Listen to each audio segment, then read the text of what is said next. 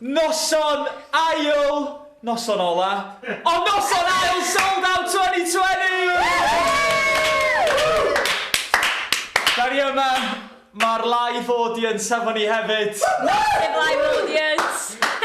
Nes i joio iawn, un o'r comments dwi wedi cael o neithiwr ydy fod pobl yn disgwyl gen i dipyn o dyrfa. Faint gen i ni?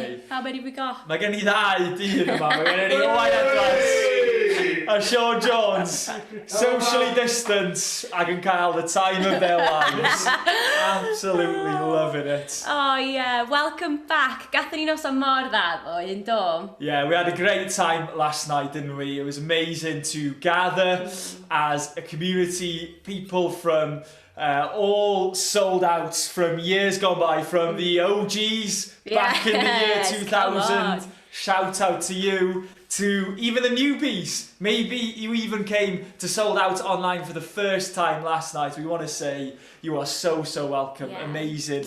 Cael chi efo ni yn dod Elith. A mi oedd Duw ar waith yn doedd. O'n i'n teimlo fo yn dod yn cyfarfod hefo ni, lle da ni arni ac yn deitha ni bod ni angen codi'n llygaid oddi ar ein hunain a rhoi'n llygaid arno fo oherwydd bod o mor fawr, mor nerthol ac oherwydd hynna da ni yn dechrau gallu disgwyl mwy ohono fo. Wel, gadwch ni wybod os da chi'n gwylio heno. Da ni'n edrych ymlaen i glywed gennych chi, rhowch o beth yn y comments. Mae gennym ni big news. Felly, da ni'n gwybod na Oscar Sherwin oedd the first comment neithiwr. 3 points. Gesiwch pwy heno? Oscar Sherwin! Another 3 points for you, our friend. A hefyd, sorry. Wel, fi am dweud, mae hwnna'n rili dda, achos that carries into the after hours, ynddi? A Ti'n prizes da. Yeah. Prizes da. Wel, fel dyn ni'n gwybod, Joseph wedi cael mega prize ddoe. Felly, those points carry with you, my friend. Rhys Llwyd oedd y first share neithiwr. Be am chi share heno? Be am chi rannu? Atgoffwch rhywun sydd ddim on eto i ddod on. Remind them, get them involved. Da ni'n mysio nhw colli allan ar heno, na goedd? Yeah, na, definitely. Dwi'n siŵr bod Rhys yn absolutely buzzing bod gen fo 3 points. Achos o'r Rhys ddim ar after hours, os mae'n dod fewn heno ma, na i ddeud, Rhys, ti'n cael cadw 3 points na i heno ma, iawn. Ond na, mae'n gred ydi. Da ni wrth i'n boddau iawn yn gweld chi guys yn comentio yn y live stream. Un o highlights fi o neithiwr o just gweld pobl fatha Rhys, fatha Gwennan, Caris Hughes, pobl yn rhannu sut o Duw yn siarad yn nhw, hyd yn oed neithiwr trwy y live stream yma. So go on guys, rhannwch unwaith eto ffordd ych chi'n profi bendith a Duw yn siarad hefo chi. 100%, yeah. So please get involved. Let us know what you're feeling, what you want to share. Even if it's just an experience of what you've been kind of feeling God's putting on your heart for tonight or over the years, we'd love to hear from you. We're really pressing into the Lord together tonight.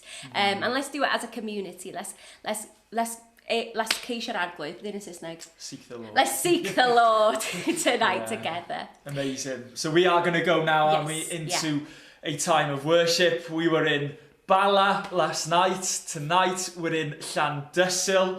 Rhys Hughes and the band leading us. We're expectant. We're excited because we know, don't we, that God is here with us. His Spirit is moving, and we are praying that He'll be doing that in our hearts tonight, transforming lives, turning them around. So, da ni yn gweddio y bydd Duw yn cyfarfod hefo ni, lle da ni arni. Felly, please, yn y cyfnod yma, gan ni eto gwthio distractions i'r ochr, pwyso fewn, oherwydd mae Duw isio gweithio ynom ni heno yma. So, diolch Rhys a'r Llandysul criw. Criw sold out 20. Mae mor braf cael ymuno hefo chi yn y ffordd yma. Mae mor exciting bod hyn yn digwydd a bod y cyfle iddyn ni gallu dod at ein gilydd fel hyn. Cyn ni mynd mewn i amser o addoliad, o'n i jyst eisiau rhannu cwpl o adnodau efo chi o Eseia 40, adnod 9 i 11. A maen nhw'n deud hyn. Zeion sy'n gyhoeddi newyddion da, dringa i ben mynydd uchel. Ie, Jerusalem sy'n gyhoeddi newyddion da, gweidda'n uchel, gweidda, paid bod ag ofyn, dwed wrth drefi Juda, dyma'ch Duw chi. Edrych, mae'r meistr, yr arglwydd, yn dod fel milwr cryf i deyrnasu gyda nerth. Edrych, mae ei wobr ganddo, mae'n dod a'i roddion o'i flaen. Bydd yn bwyd a'i braidd fel bugail. Bydd yn codi'r ŵyn yn ei freichiau ac yn ei cario yn ei gôl, tra'n arwain y defaid sy'n ei magu. Mae'n amazing dydy, mae'r newyddion yma sy'n gennym ni yn newyddion mor dda, yn newyddion gore, a mae'n Duw ni yn Duw sydd yn teyrnasu ar ei orsedd yn y nefoedd gyda nerth, ond eto mae'n gwneud hynna hefo cariad di-ddiwedd at ei bobl. A mae o'n mynd ar ôl ei defaid, fel yn y dameg yna o'r bugail yn mynd ar ôl y dafad sydd wedi mynd ar goll. Mae o'n codi y defaid yn ei freichiau, yn dod â nhw yn agos at ei galon ac yn arwain nhw adre. A felly heddiw, mae gennym ni y cyfle i addoli y Duw yma sydd mor raslan, sydd mor hael, sydd mor llawn cariad, sydd mor dda a sydd yn dod ar newyddion gorau. A felly, be am ni'n mynd ati i addoli gyda'n gilydd, gyda'r geiriau yma ar hyd fy oes, ti sydd yn ffyddlon. Ar hyd fy oes, fy fiost mor dda. Awn ni addoli yr arglwydd hefo'n gilydd.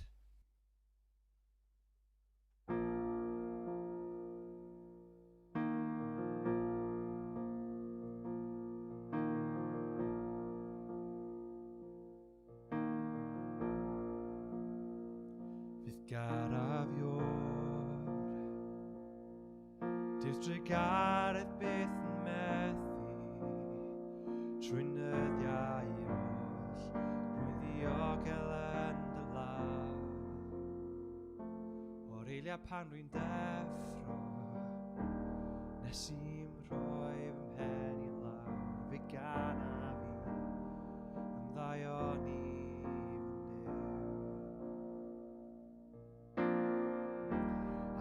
hyd fy oes ti sydd yn ffyddlon.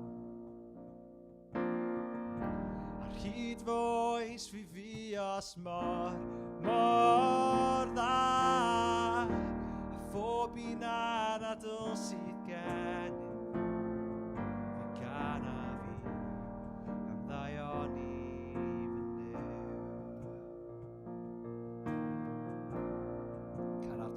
Caraf dy lais Wyt wedi farwyn drwy y fflamau Ar dy wythnos Pwyt y nesaf ata i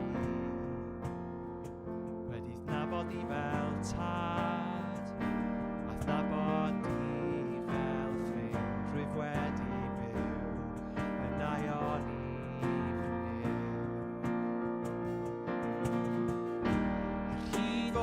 oes ti sydd yn ffyddlon. Ar hyd fy oes fi os mor dda.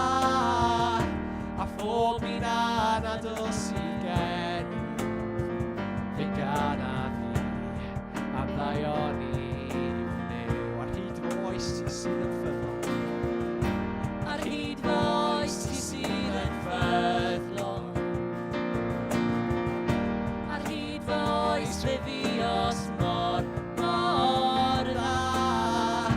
A phob un anadl sydd gennym fi gana fi am ddaion i fynyw.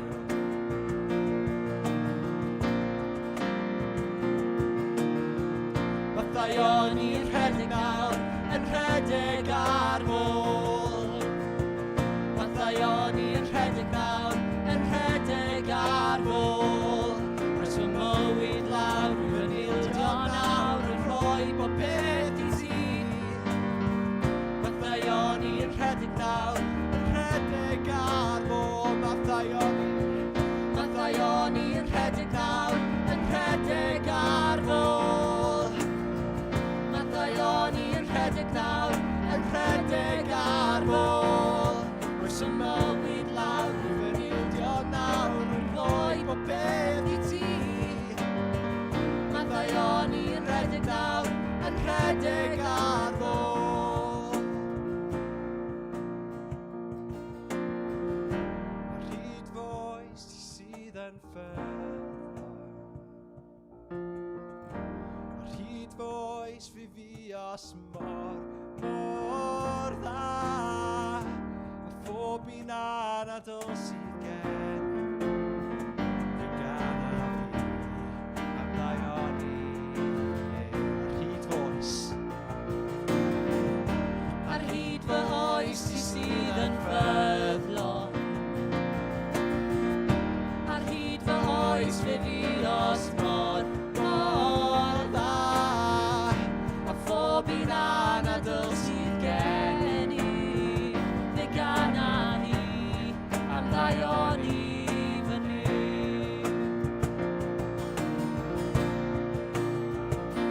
Mor fawr yw ein Duw, gennych chi mor fawr yw ein Duw. Welwn ni mor fawr yw ein Duw. Mor fawr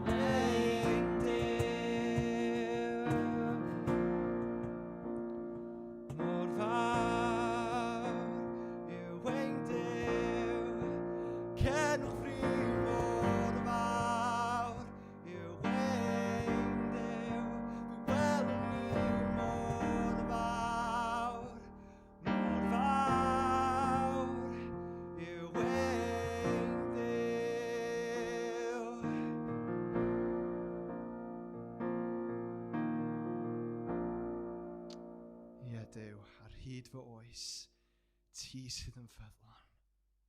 Ar hyd fy oes, fe fios mor dda, mor fawr yw ein Duw. Duw, da ni'n addoli di heddiw. Diolch am pwy wyt ti, diolch am dy gariad.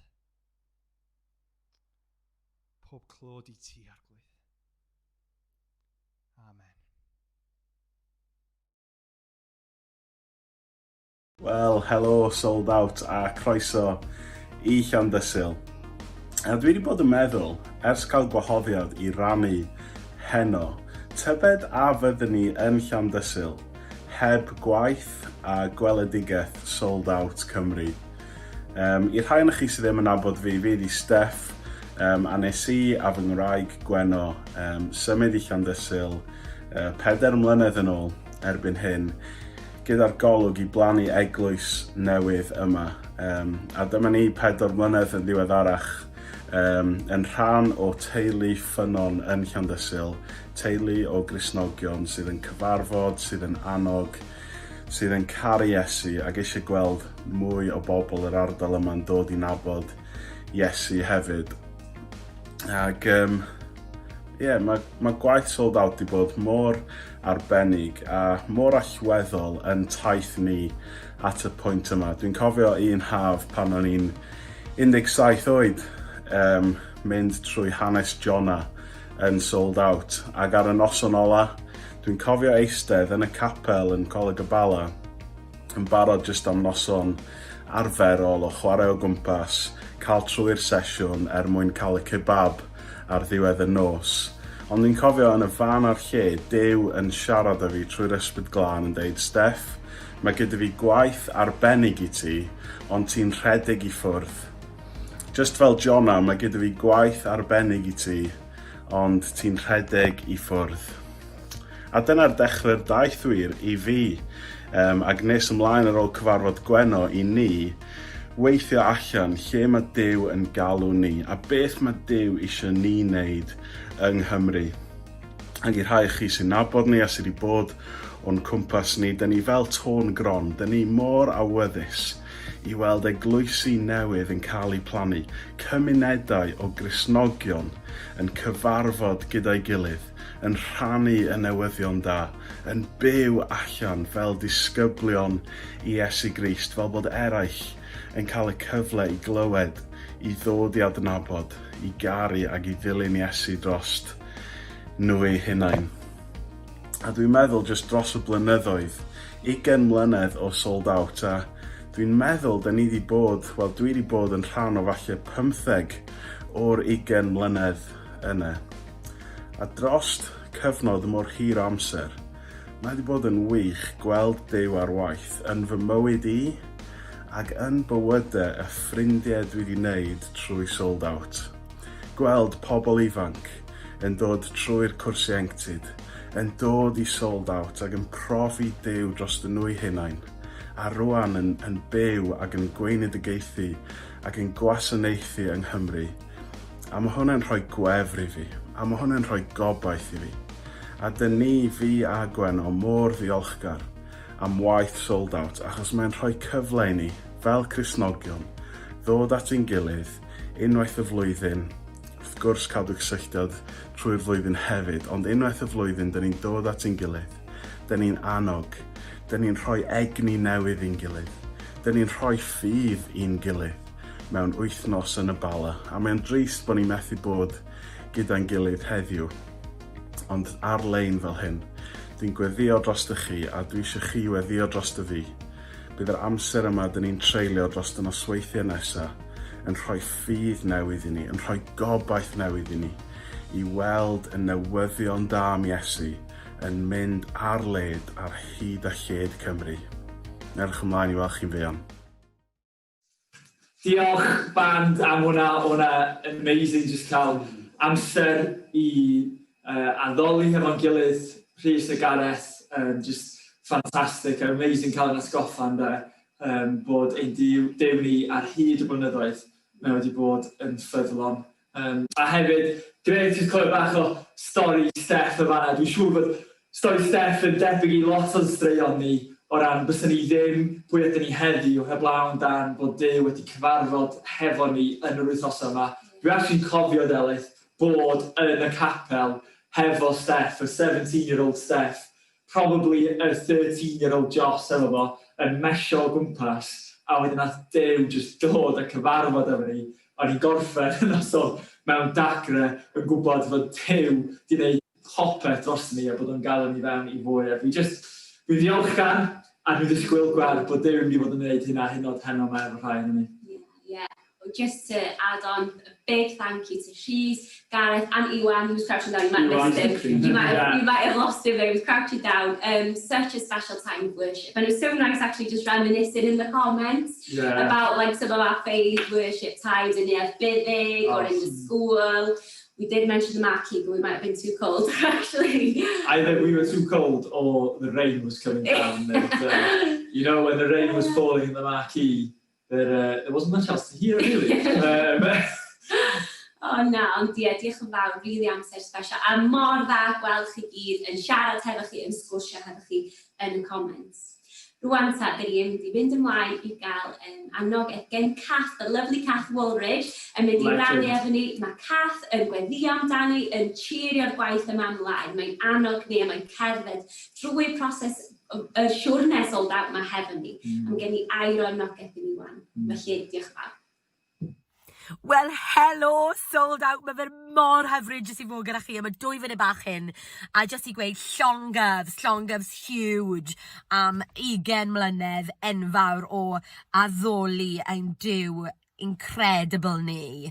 I just wanted to come in to say that I've been praying for you and thanking God for this epic story of Sold Out. And as I've been praying, one line has been going over and over in my head. It's from an old song by Godfrey Birtle, and it just says, "Just one touch of the King changes everything." And that is what I feel, that Sold Out is a movement where his one touch after one touch after one touch has transformed the lives of individuals, has transformed friendships, has transformed ministries, has birthed ministries, has transformed the spiritual economy of Wales and further afield. Just one touch of the King changes everything.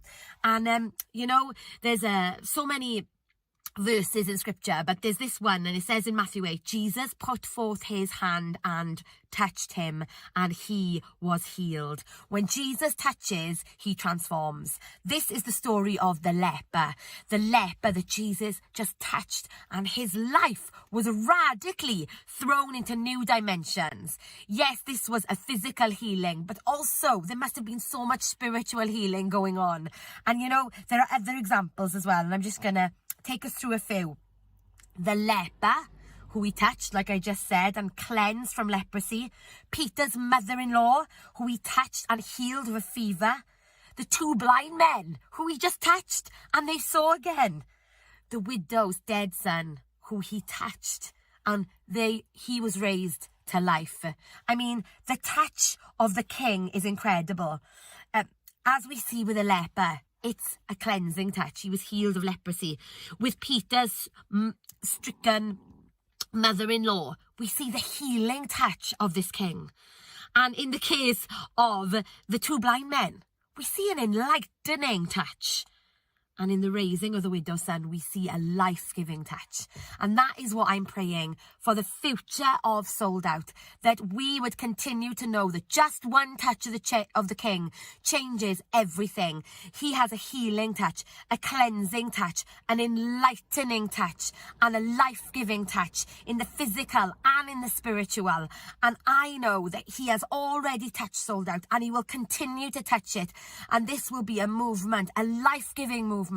You know, God is a God of the divine exchange. His transformation is metamorphosis. So we change from one degree of glory to another. One touch of the King means that we can go from death to life. One touch of the King means that we can go from ashes to beauty, that we can go from mourning to dancing. This is the trajectory of his one touch.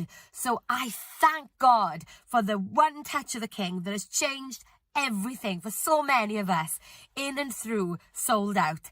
And I thank God that this isn't the last of it, because what he begins, he will continue. Just one touch of the King changes everything. Hallelujah. Mae Hebreaid 10 adnod 24 yn deud a gadewch i ni feddwl am ffyrdd i annog ein gilydd i ddangos cariad a gwneud daioni. A dyna pam wnaethon ni creu tudalen Instagram y ffordd oedd i annog pobl ifanc i dilyn ffordd Iesu. Da ni eisiau dangos bod Duw dal ar waith yma yng Nghymru heddiw ac o'n i'n gweld bod yna ddim content cyson Cymraeg i arfogi ein pobl ifanc ni.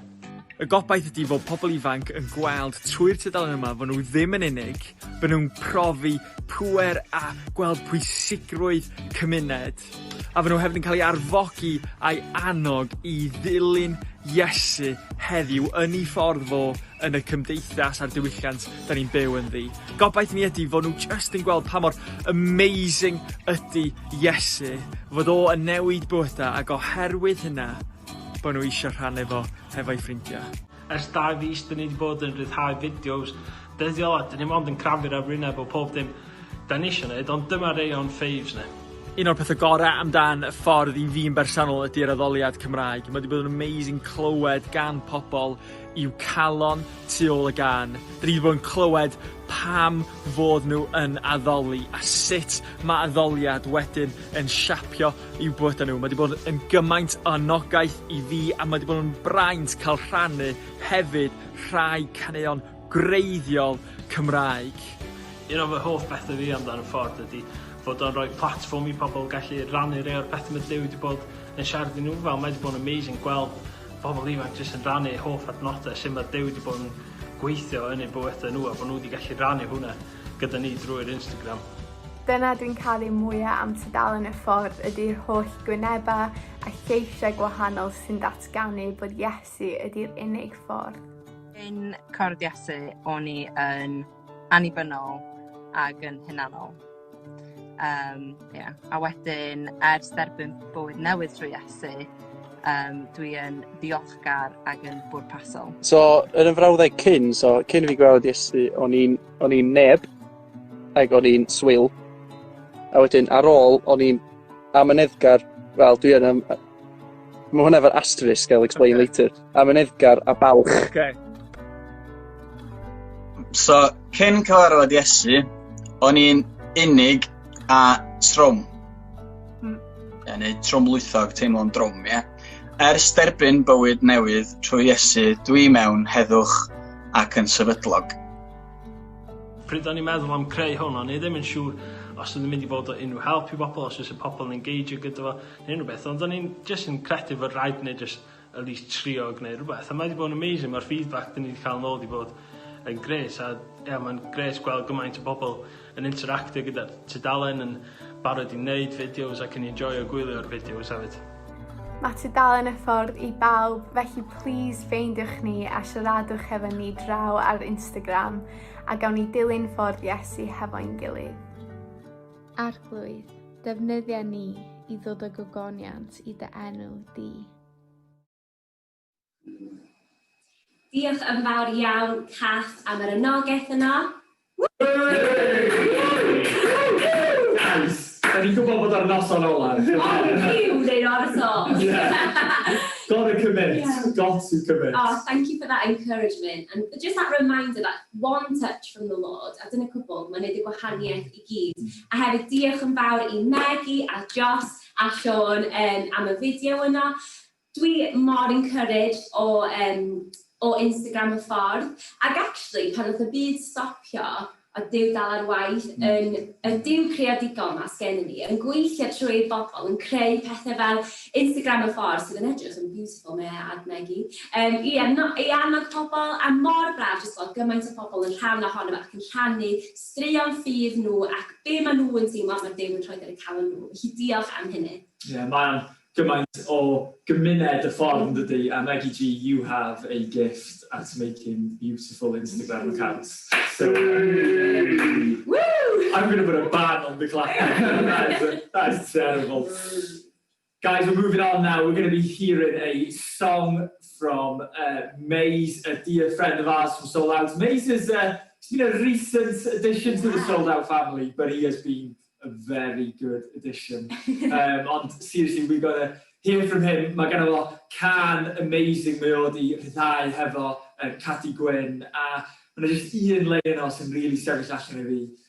Defnyddia ni i ddod â clod i denw di. Just meddwl, that is ddod â gogoniant i denw di. I think that is just the kind of cry of sold out. Our hearts is, Lord, we want to be used by you to bring glory to your name. That your glory is our greatest passion and desire. So, da ni'n mynd i fynd at Maes a Cati rwan.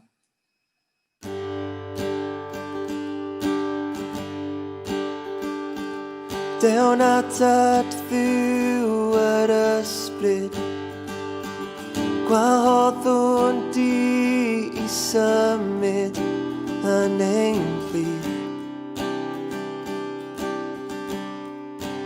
yn ein plith.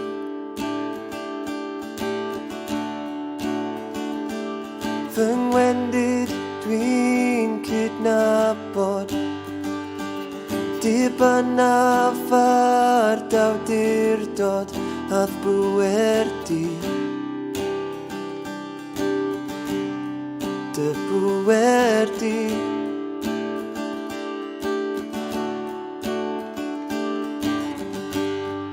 Ysbryd glân llenwa ni, gydath nerth clyw ein cryf. Defnyddia ni i ddod â gogoniant i dy enw di. Defnyddia ni i ddod â gogoniant i dy enw di.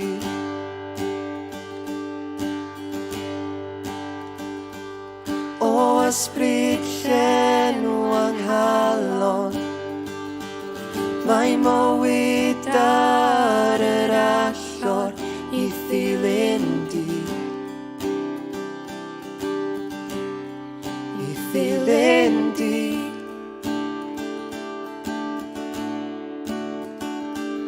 Boed bywyd braf a'i peidio, fy mywyd drwy fy nildio i'r bwrpas di. Bwrpas di.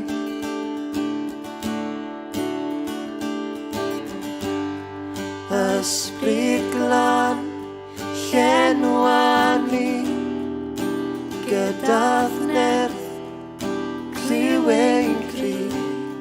Defnyddia ni i ddod â gogoniant i dy enw di. Defnyddia ni i ddod â gogoniant i dy enw di.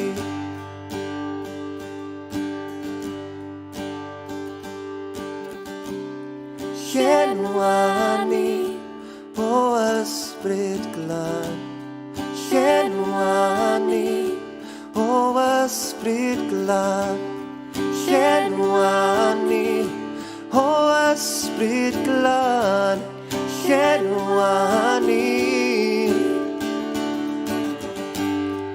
Ysbryd glân llenwa ni, gydath nerth clyw ein cryf. Defnyddia ni i ddod â gogoniant i dy enw di. Defnyddia ni i ddod â gogoniant i dy enw di. Ysbryd glân llenwa ni, gydath nerth clyw ein cryf. Defnyddia ni i ddod â gogoniant i dy enw di. Defnyddia ni i ddod â gogoniant i dy enw di.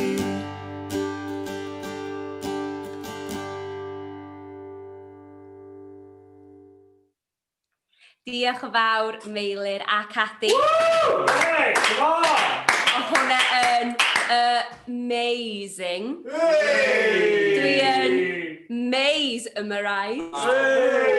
Okay, let me do more. That was brilliant. Thanks, Dalith. Seriously, Maze, Cathy, that is a beautiful song, a beautiful prayer. Arglwydd, llenwa ni, fill us up with your Holy Spirit to be used for your glory. It's been a great night so far, and we've got more to come because we have the very own Andy Ollerton. He's going to be sharing part 2 with us of the story of Gideon. So rhan 2 hefo'n ffrind ni, Andy Ollerton. Oedd neithio y gret yn doedd, just cael ein atgoffa bod Duw gyda ni. Hyn o'r pan da ni'n teimlo yn inadequate, teimlo fel bod ni, methu wneud ar ben ein hunain. Mae Duw'n cyfarfod efo ni, a mae o'n i'n nerthu ni ac yn deithio ni codi llygaid fyny iddo fo. So I'm expected, and I have had a little sneak preview, and I really do believe that God has a real powerful word for not just as individuals, but for us as a family, as a church here in Wales. So let's press in and listen to Andy now. Well, Sold Out Cymru, we're looking at Gideon. There's part 2 of this prophetic story. We sense this is a story for the moment. As Gideon reminds us, remember the headline, God can use unlikely people to win a surprising victory in an unlikely way. And this is prophetic because we believe that God, as we celebrate our 20th anniversary, is reminding us, firstly, that God wants to use people who think they are of no use, who think they're inadequate because they're anxious and fearful. So was Gideon. God raised up an unlikely leader. He was not naturally courageous. Remember from yesterday, he was hiding in a wine press trying to sift wheat. His life was a set of contradictions and anxieties and fears, and he was a defeated man. And yet the angel of the Lord stood over him, remember, with that beautiful oak towering over him as a symbol prophetically of what this man would become. An impressive oak of righteousness, a leader of God's people. The angel of the Lord stood over this fearful man and said, "The Lord is with you, mighty warrior." God is standing over some of us at Sold Out this year and saying, God is with you.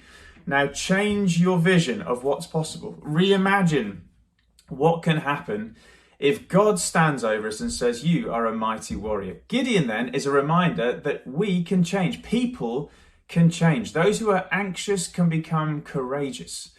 Those who are hiding, what happened with Gideon? The Spirit of the Lord came upon him and he blew the trumpet and rallied an army to the cause. What a difference between the man hiding in the winepress and the man standing tall and making a sound of courage and boldness. People can change. That was part 1, Gideon.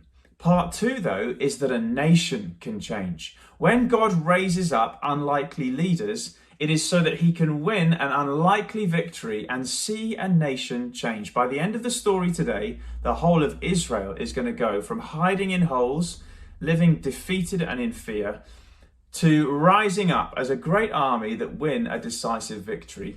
We believe, we are so grateful for the past 20 years, but we are expectant for the future because we believe the nation of Wales can change. We believe God can raise up an army of young leaders and disciples who will bring transformation to this nation. And so this message is entitled An Unlikely Army. We've had Gideon, an unlikely leader. Now Midian, the Battle of Midian, reminds us God uses an unlikely army to win the decisive victory. Now, we use the word army very deliberately. I know that might sound violent or militaristic. I don't mean it in those terms. It's interesting to note with Gideon's army, they didn't have a weapon between them. They had a different kind of weapon, exactly as we do. Our fight is not against flesh and blood, so we're not talking about a physical fight. But I use the word army deliberately because to be in the army, to be a soldier, reminds us that we are called not just to live as consumers, trying to find a comfortable existence that secures our little plot and takes care of number one. No, the call to follow Jesus Christ is to become a soldier, spiritually speaking. This has always been the vision for Sold Out. Actually, 20 years ago, when I started Sold Out, it was 2 weeks long. I honestly think I thought that we could make leaders in about 2 weeks if we just pushed enough into them. And it was 2 weeks long and it was boot camp style, right? It was I remember as people got more and more tired through those 2 weeks, sort of moving around the college, yelling at people, it's not a holiday, trying to get people out of their beds first thing in the morning. But, the point being, I mean, I know Merrill has now softened the game, and now we have ice creams and inflatables and a dance floor, right? And I joke, Merrill does it. Doesn't Merrill do a brilliant job? Round of applause for Merrill and Owen and Sean and all the amazing team that makes Sold Out the brilliant thing that it is. But joking apart, Sold Out has never been a holiday. It's never been about, let's put on a nice Christian event so Christians can enjoy themselves a bit more. It is about raising up an army of people who have been called up and have signed up to laying down their lives for the cause of Jesus Christ, specifically here in Wales and in Welsh-speaking Wales. That's the vision. And this is the message of part 2. God is raising up an army of unlikely characters who will bring about this decisive victory. Now, what kind of army can see a nation changed in Gideon's day and in our day? 3 quick things. Firstly, it needs to be an army of conviction. People with conviction that God is sovereign, that Jesus Christ is Lord, and that the gospel is the good news that everyone needs. We need this kind of conviction. We've lost our convictions. We've become a bit bullied, a bit quiet, a little bit passive. We need to get our conviction back, and we need to become an army that reflects it. Now, we see this in the story of Gideon. We're now in Judges chapter 7, having looked at Judges 6 yesterday. And in Judges 7 verse 2, it's interesting that when Gideon blows the trumpet, too many people rally to the sound. Too many for God to use, because he wants Israel to know that this battle will not be won by sheer might or numbers. It will be won by the power of God and by a people of faith. And so it's not about quantity. Can I say, it's not that we lack enough people to see the nation of Wales transformed. It's not about numbers. It's about conviction.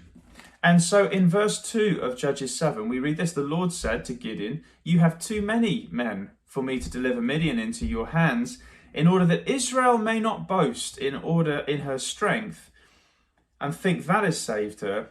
Instead, announce to the people, anyone who trembles with fear may turn back and leave Mount Gilead. So 22,000 men left, while 10,000 remained. Notice then, there is this selection process going on, and the first quality, if you want to be in the army, is conviction. I am not going to be a person who becomes so fearful I can't step forwards with faith.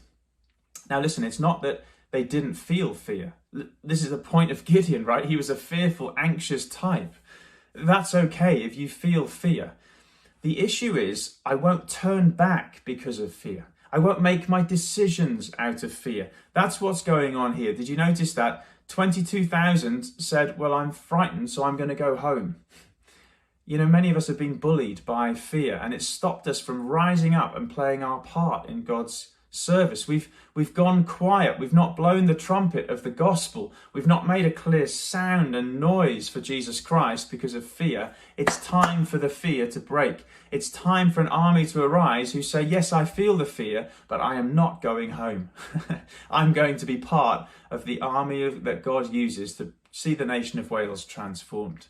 Well, even that is not enough. Gideon's now only got 10,000 men against this vast Midianite army, and God says, that's still too many. Verse 4, the Lord said to Gideon, there are still too many men. Take them down to the water. So they get down to the water, and this strange selection process unfolds. Gideon took the men down to the water, and there the Lord told him, separate those who lap the water with their tongues like a dog from those who kneel down to drink, who cup the water out of their hands. The Lord said to Gideon, with that 300 men that lapped the water, I will save you and give the Midianites into your hands.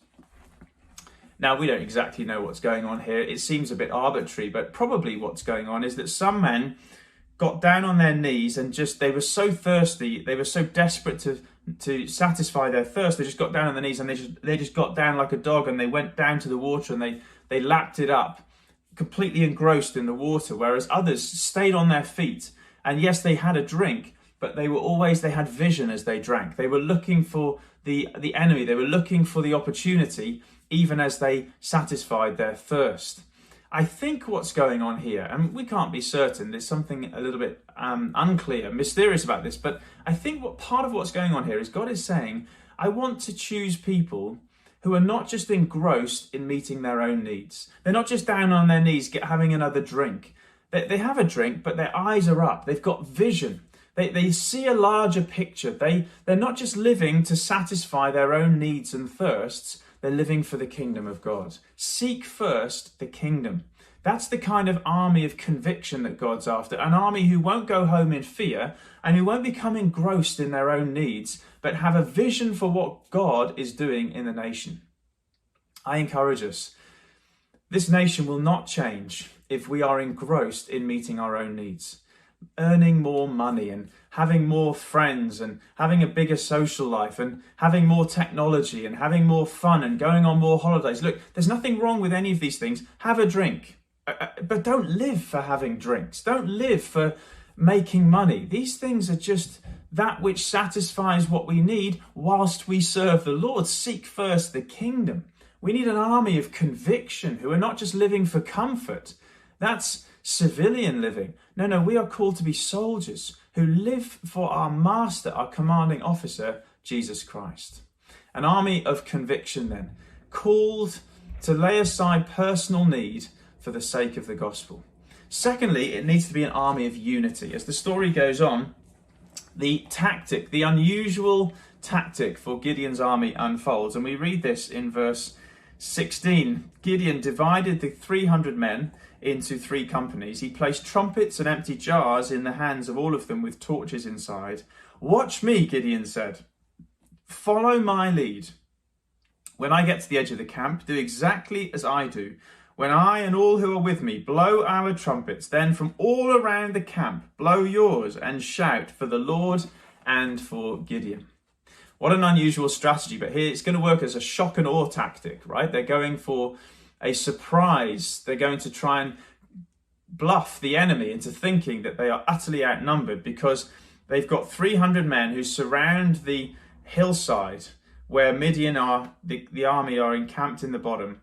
And the plan is that if all at the same time, if everyone takes their place and all at the same time as one united army, they smash their jars, they reveal their torches so that the sky lights up, they blow their trumpets with a terrifying noise, if they all play their part and if they all do it in unity at the same time, only then, this only works if everyone's in their position and if everyone works in unity. I want to say to us that is a message for the Church of Jesus Christ in Wales. We must work together. We must all take up our position. Every one of us has a part to play. Imagine if Gideon and a few of them had decided to do it, but a few others had got distracted or found other things to do, or imagine if they'd come up with a better plan that they thought was more effective, so everyone goes off and does their thing in a divided and fractured way. It will never defeat Midian if we're divided against ourselves. Oh, how much division has cost the church in Wales. How much we've become weakened by turning again inwardly against each other, squabbling and debating about different issues that really, in the grand scheme of things, don't matter that much. When you've got the Midianite army taking you on, you've got to unite, not divide. You've got to find common ground together. Listen, if we believe in the exclusive supremacy of Jesus Christ, if we believe that in the necessity of his atoning work on the cross, if we believe in the authority of the Holy Scriptures, if we believe these core convictions of the gospel, then we can unite. Whatever the secondary and smaller differences between us doctrinally, of which there will be many, we don't need to fall out over those. We've got to take on the Midianite army, not each other. We need a united front to the challenges. We're taking on secularism. We're taking on a culture that has distanced itself from God. We're taking on serious spiritual powers that we can't see but are very real. We need to take these on as one united force, and we need everyone to take up their position. There is a role for you to play. You must step up now. I urge you, you can't hide away in your hole, and you mustn't just live for creature comforts. It's time for you. I'm looking at you. Please, will you step up? Because it's only if you and I, if we together take our positions, then we can see a nation changed. I want to encourage you, the enemy is weaker than we realise.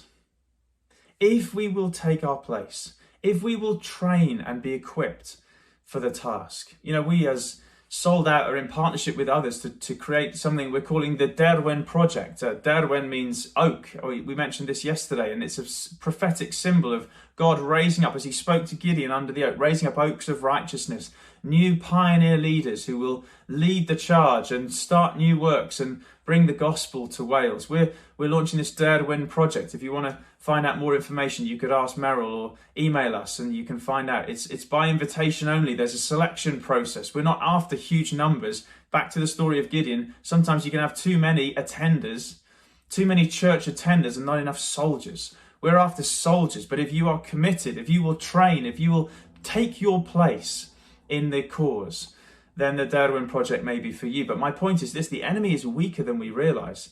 If we will train and take our position and make a united sound, things can change. Earlier in the night, before they launched the attack, before they make the noise, Gideon crept down into the Midianite camp and he overheard two people having a conversation, and one of them had a dream. And the dream was this, that they saw a loaf of bread roll into the Midianite camp and flatten it. How vulnerable are you if a loaf of bread can flatten your camp?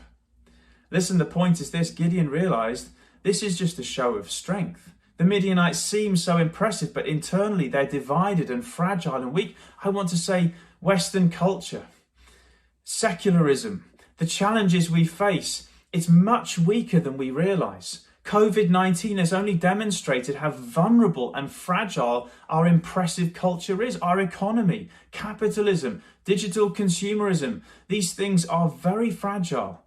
A loaf of bread could knock them down. And all it takes, and we're so easily blinded to this, all it takes is for the Church of Jesus Christ in the power of the Holy Spirit to join forces and make a noise clearly with conviction for the gospel, and a nation can change. We need an army of conviction. We need an army of unity. That was point 2. And finally, we need an army of faith. An army of faith. This is what finally unfolds. Verse 20, the 300 companies blew their trumpets and smashed the jars, grasping the torches in their hands, holding their trumpets. They blew and shouted, "A sword for the Lord and for Gideon," which is ironic because no one had a sword. Different kinds of weapons of power of the gospel. While each man held his position around the camp, all the Midianites ran, crying out as they fled. An army, finally, of faith. Faith is where we step out beyond what we can do to discover what only God can do. Can you imagine the moment when they actually smashed the jars, revealed the torches, blew the trumpets, because now they are utterly committed. Now they are way past the point of no return. Now it's only going to be God that can see them through.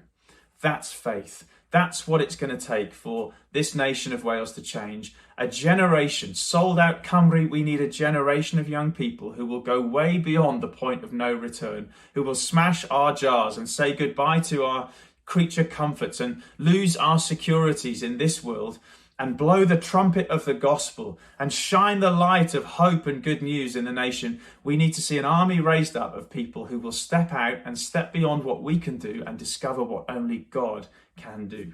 Can I tell you, you will never know what could have been if you stay hiding in your hole, if you return home in fear. You'll never know. But the adventure of faith awaits. There is an army, an unlikely army God is summoning. He is giving us the call up. He is asking us, will we sign up? And if so, will we make a noise with the gospel of Jesus Christ?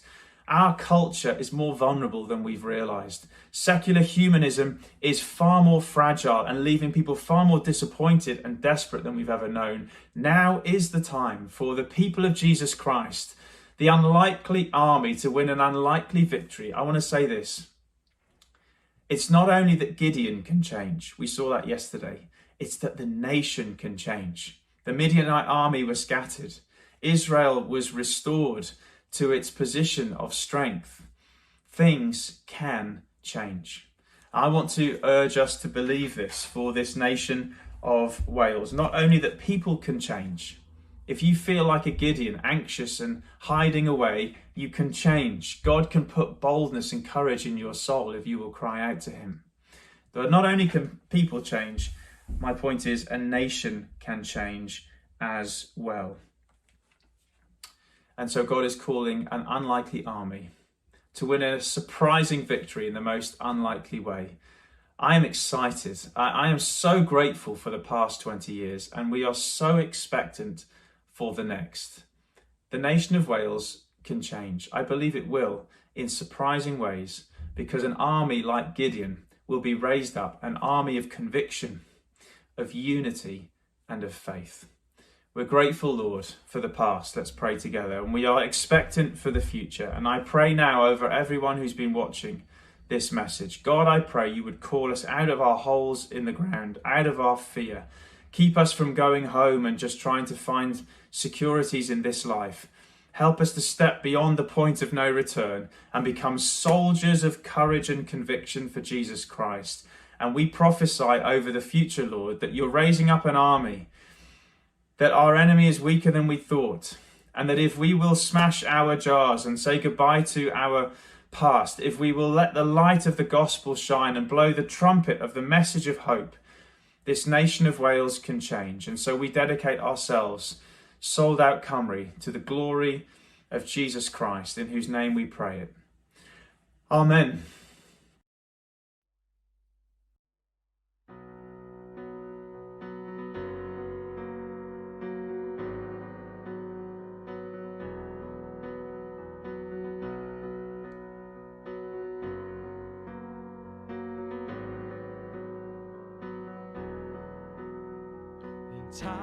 Teyrnasa di yn ein calonnau ni, Teir gweithio trwom ni, a dangos ystyr byw. Teir taniau ein calonnau nawr, a fflamau gwyllt y gariad mawr, ysbryd glad meddiad yn llwyr.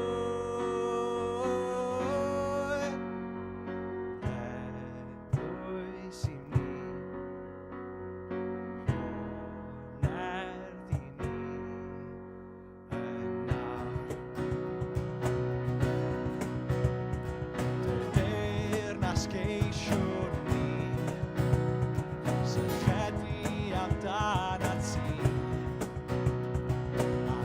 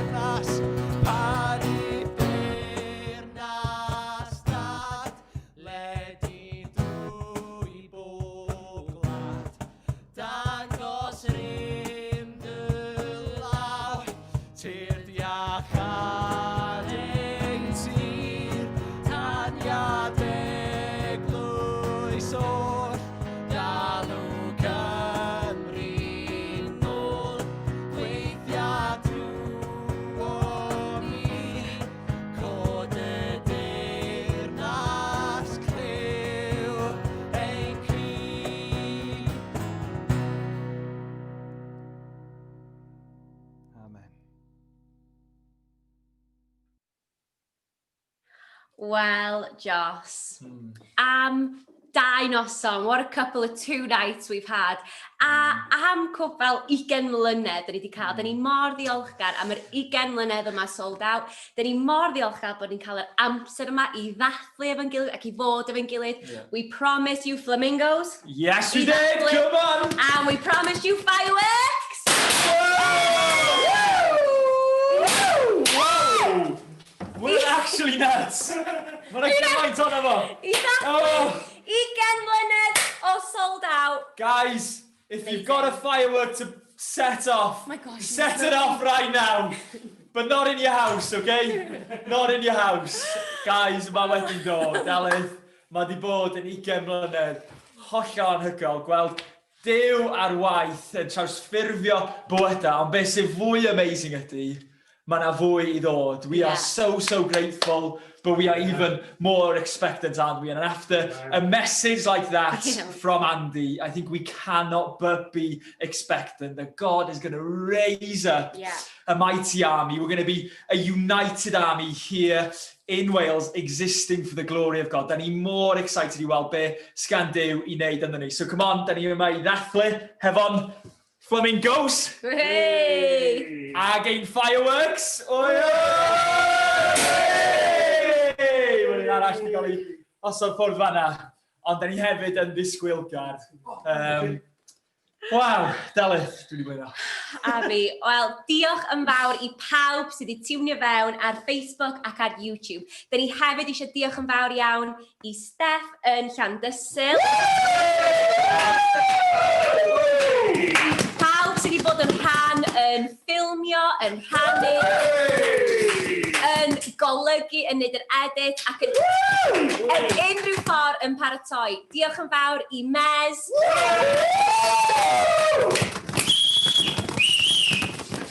Mae'n flamingo ma mor ffynnu. Sorry, I'm enjoying myself. Just diolch. Da ni mor ddiolchgar I Dduw am y gwaith yma I gyd dros y blynyddoedd ac I chi am ddod heno. Ond da ni ddim wedi gorffen addo, Joss, we're not done. Na, so fel byswn ni'n neud fewn unrhyw sold out, da ni'n mynd I orfod orffen hefo grwpio bach, so 7:45, 7 munud, grab that paned, that 2 packeted biscuits. A dewch yn ôl am 7:45 oherwydd dwi'n meddwl ar ôl neges fel yna, pethau gorau allan ni'n neud ydy dod at ein gilydd, I freuddwydio, I herio'n gilydd, a I weddio, let's actually spend some time praying tonight, pressing into God, because after a message like that, I think that's the only way we can respond. So 8:15, and then we'll see you for the after hours. Chris Llwyd. Iawn.